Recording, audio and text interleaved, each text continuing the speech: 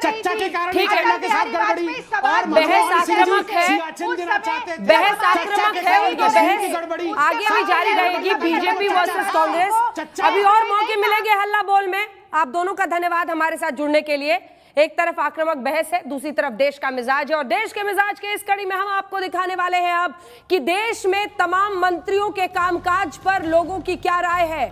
हमारे साथ सीधे इस वक्त केंद्रीय मंत्री रविशंकर प्रसाद जी जुड़ रहे हैं। रविशंकर प्रसाद जी, स्वागत है आपका आज तक पर। हमारे साथ रविशंकर प्रसाद जी जुड़ रहे हैं आज इस पर बात करने के लिए। कुछ ही देर में वो हमारे साथ जुड़ रहे हैं, लेकिन सबसे पहले केंद्र सरकार के कामकाज पर हम बात करेंगे और फिर आपको दिखाएंगे प्रधानमंत्री नरेंद्र मोदी और सबसे लोकप्रिय मंत्री। तो आइए चलते हैं देश के मिजाज वाले अपने स्टेज पर, और देश का मिजाज इस वक्त क्या है ये आपको हम दिखाते हैं। सबसे पहले केंद्र सरकार के कामकाज पर क्या है लोगों की राय। केंद्र सरकार के कामकाज के तौर पर हमारे साथ वरिष्ठ मंत्री रविशंकर प्रसाद जी जुड़ेंगे। सबसे पहले 24% लोग कह रहे हैं कि हम बहुत संतुष्ट हैं, जैसा कि आपने देखा। संतुष्ट कहने वाले भी 48% हैं। ना संतुष्ट वाले जो हैं, ना संतुष्ट ना असंतुष्ट, मतलब औसतन आप कह लीजिए वो आंकते हैं सरकार के कामकाज को 19% है, और असंतुष्ट कहने वाले कामकाज को 8% लोग ही मात्र हैं। अब हम आपको बताते हैं अर्थव्यवस्था के लिए सरकार ने कैसा कामकाज किया। ये सवाल जब हमने अपने इस देश का मिजाज मूड में लोगों से, सर्वे में लोगों से पूछा है, तो लोगों की राय क्या है। मोदी सरकार ने अर्थव्यवस्था को कैसे संभाला। 24% बहुत अच्छा कह रहे हैं, 48% अच्छा कह रहे हैं, औसत कहने वाले 21%। यहां पर 72% है जो अच्छा मान रहे हैं। कुल मिला लीजिए आप बहुत अच्छा और अच्छा को। सिर्फ 6% है उस तरफ जो कह रहे हैं कि खराब है। अब आपको यहां पर नरेंद्र मोदी जी के साथ निर्मला सीतारमण जी दिख रही हैं। अब हम आपको दिखाएंगे तमाम जो मंत्री हैं भारत सरकार में, जो मंत्री हैं उनके कामकाज में किस मंत्री को कहां पर आंका जाता है।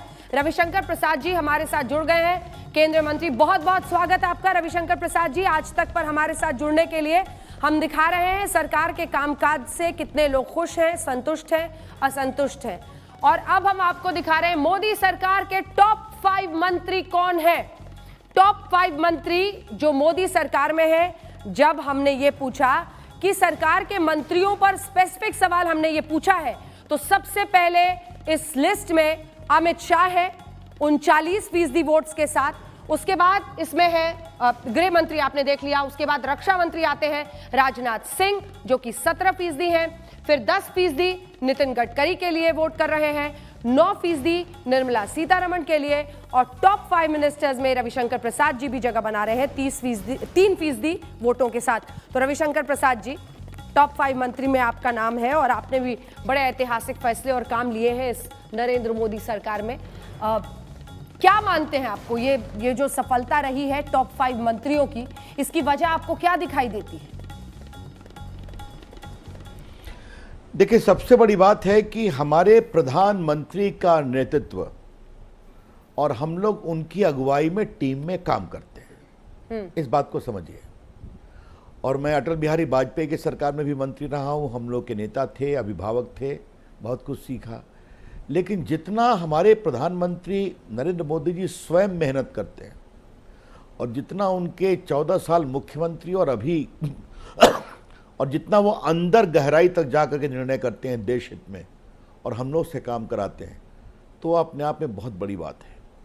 मैं 2-3 आपकी मोटी बात कहना चाहूँगा। मैं बहुत तो नहीं देख पाया, लेकिन जो मुझे बताया गया है कि 78% लोग मोदी जी के काम से संतुष्ट हैं।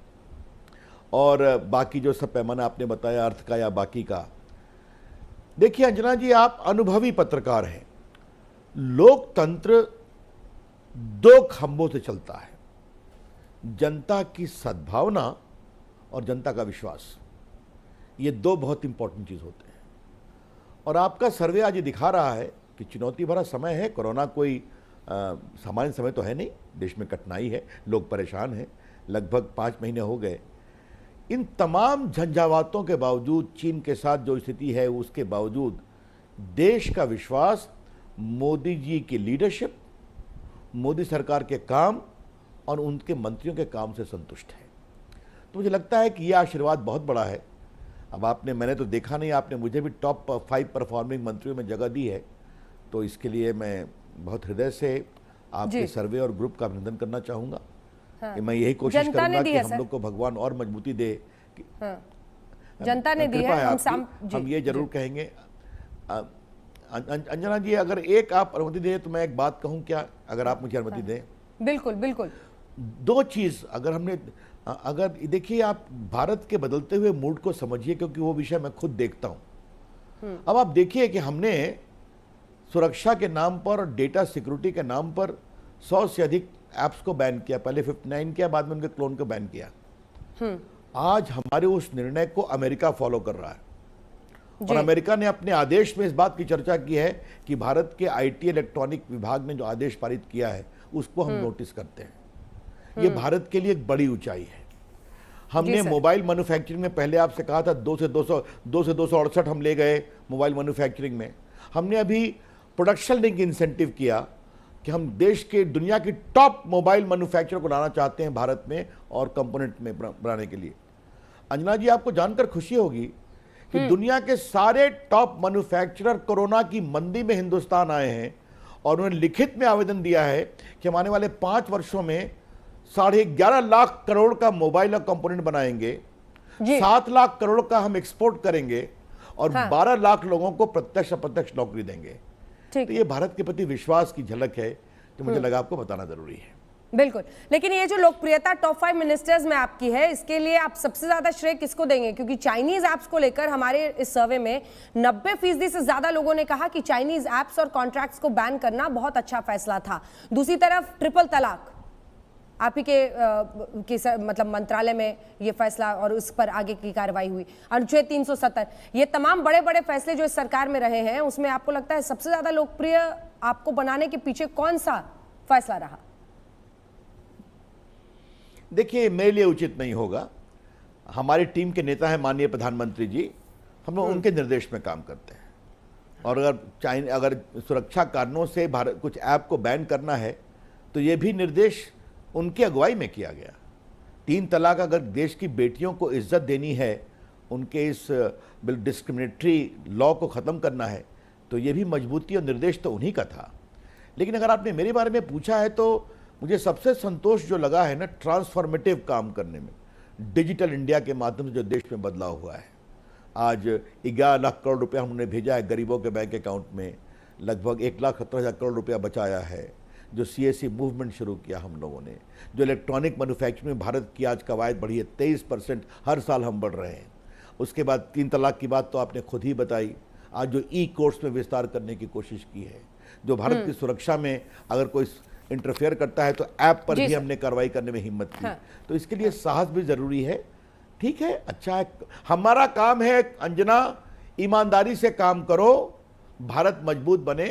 जनता आशीर्वाद देती है तो सर झुकाकर उनको प्रणाम। ठीक है। अब लेकिन सर आप बैठे हैं तो थोड़ा ओवरऑल भी पिक्चर पर बात कर ली जाए। हमारे इस सर्वे में ये तो आया है कि अगर आज भी चुनाव हो तो स्पष्ट बहुमत से बनेगी बीजेपी की सरकार। बीजेपी अपने बलबूते ही स्पष्ट बहुमत लाने की परिस्थिति में है।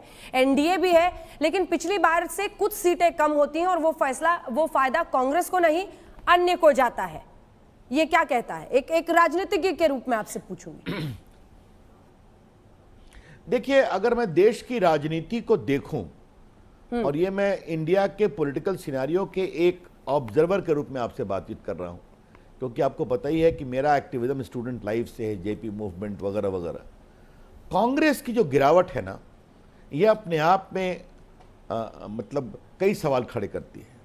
जैसे लगता है ना, सेल्फ किलिंग इंस्टिंक्ट, एक शब्द होता है अंग्रेजी में। अब आप कहेंगे कि आप भी तो नीचे हुए थे, हम नीचे हुए थे, 284 में हुए थे इंदिरा गांधी की शहादत के बाद, 89 में संभल गए ना। कांग्रेस पार्टी के संभलने के लक्षण नहीं दिखाई पड़ रहे हैं। और जिस तरह का, मैं ऐसे शब्दों का प्रयोग कम करता हूं अंजना, लेकिन एक प्रकार से कहूंगा, एक प्रकार की जो एनार्किस्ट सोच राहुल गांधी की बन रही है ना। ये एक बड़ी पार्टी जिसने 57 साल इस देश पर राज किया है, उनकी एबिलिटी से वो है नहीं है, छोड़ दीजिए, वो हैं परिवार के कारण है, लेकिन हैं। अगर उनकी सोच देश के बारे में ऐसी है तो कभी कभी पीड़ा होती है। अब उनकी बात उनको मुबारक है। अब बहुत सख्त शब्द इस्तेमाल कर रहे हैं उनके लिए, के लक्षण दिखाई नहीं। आप अनार्किस्ट कह रहे हैं उन्हें?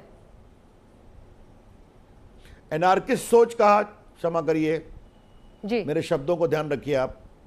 मैं शब्द बहुत संभाल के करता हूं, लेकिन आपने जब पूछ ही लिया तो मैं आपसे एक बात पूछता हूं, क्या उनकी इस सोच से कांग्रेस पार्टी के लोग इत्तेफाक रखते हैं क्या? मुझे मालूम है कांग्रेस पार्टी में बहुत लोग बेचैन हैं, लेकिन आपने जब पूछ ही दिया तो आज मैं आपसे कुछ अनुमति दीजिए, मैं बोलना नहीं चाहता, लेकिन आपने पूछा है। ऑर्डिनेंस को फाड़ना अपनी सरकार के, ये कौन सी सोच है मुझे बताइए? भारत की सेना के बालाकोट हो या उरी हो, इस पर उनके खून की शहादत का सबूत मांगना, ये कौन सी सोच है? राफेल के बारे में भारत के लोकप्रिय प्रधानमंत्री पर जिन शब्दों का प्रयोग करना, ये कौन सी सोच है? और अभी जब भारत ने चीन के खिलाफ दुनिया में इतनी बड़ी घेरेबंदी कर दी और दिखा दिया कि भारत का आंतरिक साहस कितना है और पूरा देश को आपके सर्वे में स्वीकार कर रहा है, फिर भी रोज ट्वीट करके मनोबल को कमजोर करना, ये कौन सी सोच है? तो मैंने सोच की बात की और सोच प्रमाणों के साथ बोला है। तो चलिए अब आज हम राहुल गांधी पर अपना समय नहीं जाया कर, आपने पूछा तो अपनी बात कहा है। जी सर। लेकिन हाँ, जो कांग्रेस से इतर जो लोग देश की राजनीति जा रही है, तो ये सोचना कांग्रेस पार्टी को है। ठीक है। जहां तक हमारा सवाल है, तो मैंने आपके सर्वे को तो थोड़ा देखा है डिजिटल, तो आपने हमें जो 19 में दिखाया था, हम जनवरी में जब रिजल्ट आया तो हम लोग कहां चले गए? जी जी। तो फिर जब अभी 24 है अंजना जी, 24 की प्रतीक्षा करिए।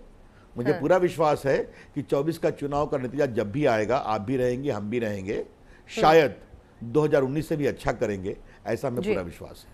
बहुत बहुत धन्यवाद आपका रविशंकर प्रसाद जी, आज तक पर जुड़ने के लिए, तमाम बात